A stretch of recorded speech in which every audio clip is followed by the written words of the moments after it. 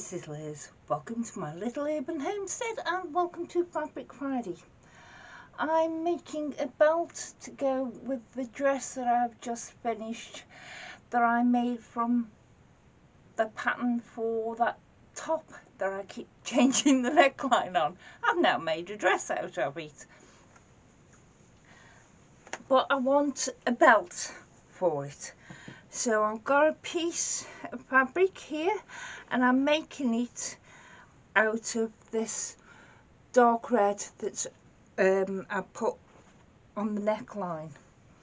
But that piece is 6 inches wide by about 29 inches. Do whatever you feel like. Inch-wise, anywhere between 21 and whatever your waist circumference is. I also have lined that with some medium weight interfacing because I don't want the lightweight, maybe a bit better with that light on, because I wanted medium weight because it'll make it stiffer and I want this part to be more stiff. If you haven't got medium weight but you've got lightweight, just put 2 layers of interfacing on. These pieces are 4 inches by width fabric and there's lightweight interfacing on both of those. Now if you want to make it all the same colour, such as me, I've got a back piece there and 2. But it'll actually work out that these will be the back pieces and you'll see as we go along anyway. This is something I've never made before, so I'm just guessing. But those are the pieces I've got. If you wanted it reversible, you just have your pieces with the interfacing on and pieces of a different fabric, different pattern, whatever. But I want it all the same. So now we'll put these aside for the minute because we don't need them exactly just yet. This one has got the interfacing on. Whoops. Right, about an inch round about. I've said it's 6 inches, but we want to take it in at the end by about an inch.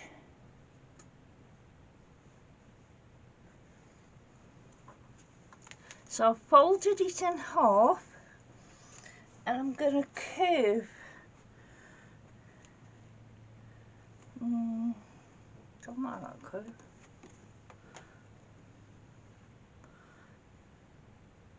Curve it in.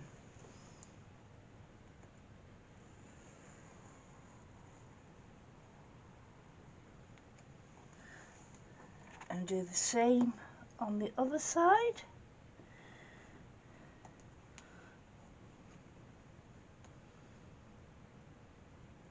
It's about the same, roughly. That's going to be the same. And cut it. You can do it with the 2 pieces of fabric together, but I'm not, because this is very slippy fabric and it'll probably shift on me. So just cut there.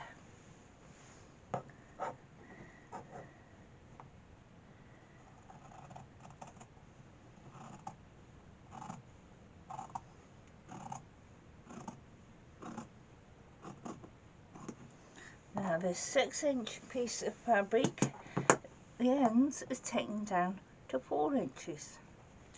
So let's open that up, turn it to the right side, get one of the pieces that's got interfacing on, and I didn't cut my salvages off.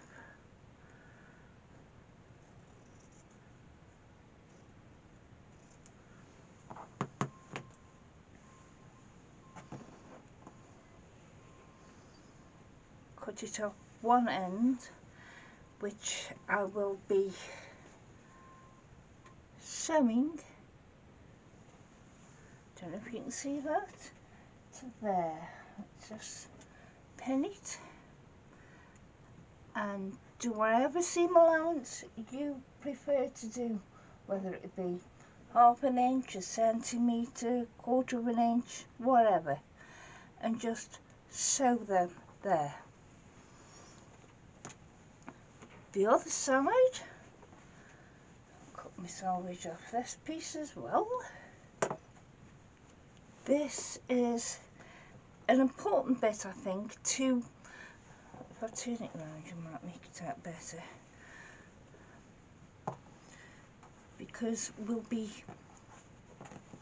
pulling the belt when it's finished through this so it'll lie flatter. So there it is. We're actually going to pin where it's to go.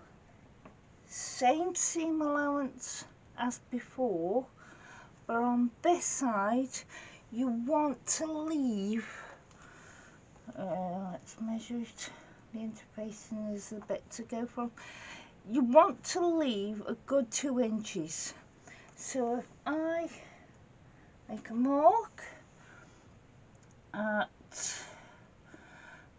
now I want 2 inches, so that'll be an inch in either side.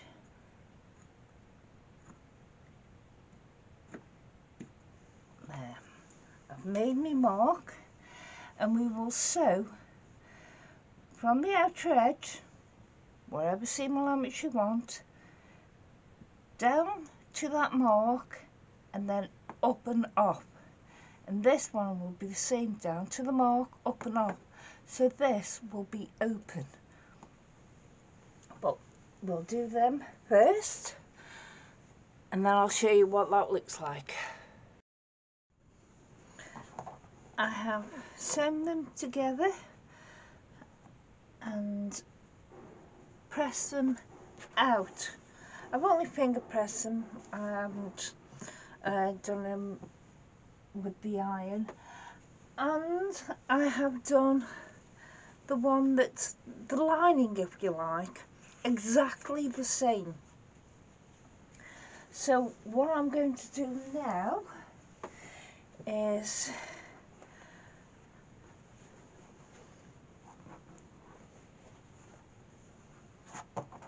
it's very long because it wraps around you 3 times. I want my edges to be more of a point. So let's get one of my rulers and 45-degree line there, but it doesn't work out too well.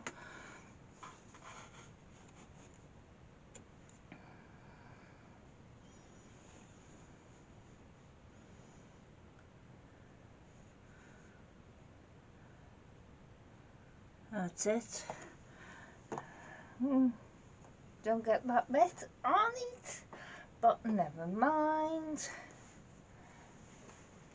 Have I got another? Got my little ruler here, so I can butt it up, and that's exactly where I want to cut it.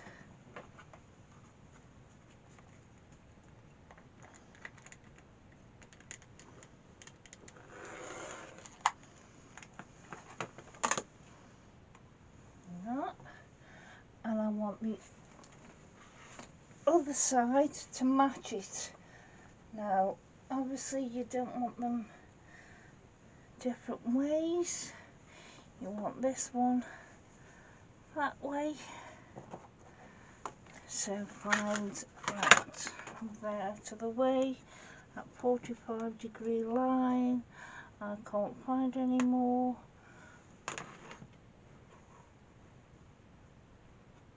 There it is. Roll it on. Move away. I'm caught.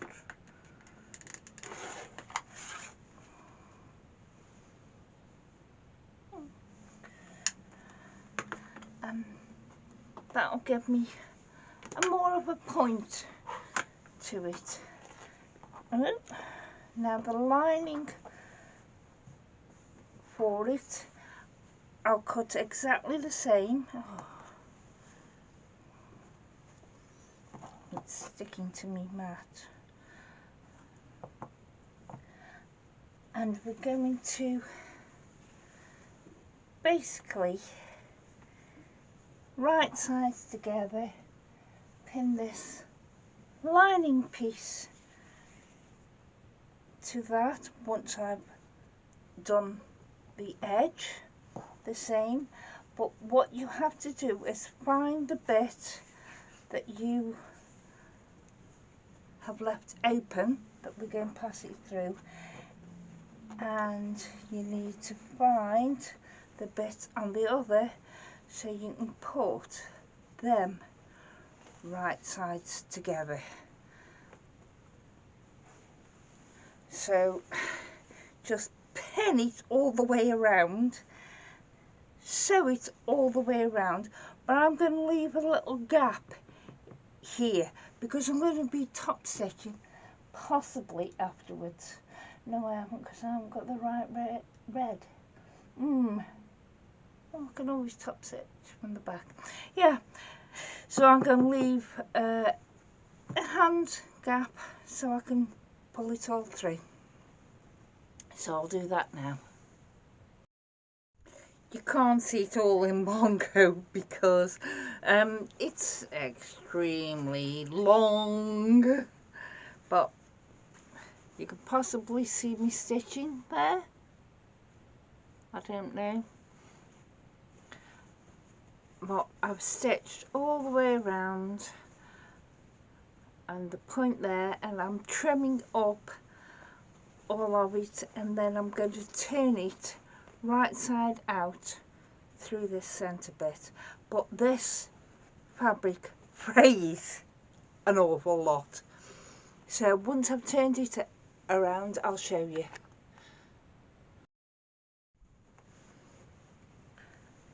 I have turned it through and pressed it, and I'm going to top stitch all the way around. I might not do it in the belt cart. I might just do it around the centre bit that goes around your waist, because I need to close that opening anyway. Sorry.